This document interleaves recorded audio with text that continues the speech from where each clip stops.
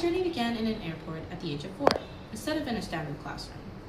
I'm the oldest daughter of a U.S. diplomat, and I've lived in 7 different countries: Zambia, Nepal, Malawi, Sri Lanka, Brazil, India, and the United States.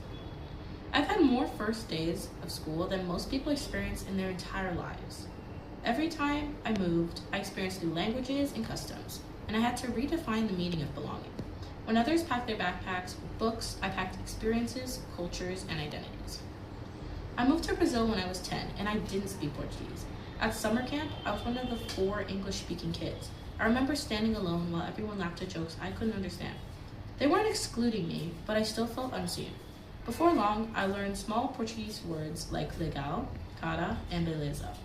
Those few words helped me make friends.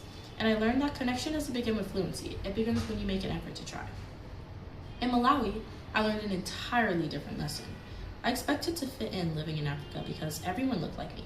Instead, my classmates called me white because of my interests and how I spoke. I felt rejected at first, but then I learned their comments were never meant to hurt me. Instead, Malawians are just very direct.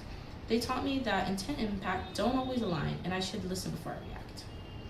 Nepal taught me all about global responsibility. I started my day checking the air quality index.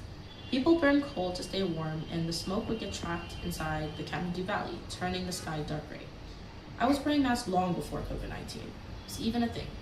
Pollution was not just something I read in a book. It was something that I lived every day. I lived in Brazil when protests broke out that looked just like the US version of January 6th. The country and my school were divided, and I learned that politics can divide and break people apart, break apart even the strongest systems, even if the government appears strong. There is no guarantee that it will stay that way. I also learned that it is important for people to stay informed and educated. Because I've moved so often, I know how scary it feels to be the new kid. On my first day in 9th grade, I met a girl who was sitting alone in French class. I remember her nervous first day of school look. I went to talk to her, invited her to eat lunch with me, and I introduced her to my friends. She was also a third culture kid, and we became friends. Since I knew what it was like to be alone, I made sure to choose that she wasn't. After spending so many hours in airports and airplanes, I realized I wanted to become a pilot. Flying connects people across countries, cultures, and languages. But I hardly see any pilots who look like me, and I want to change that.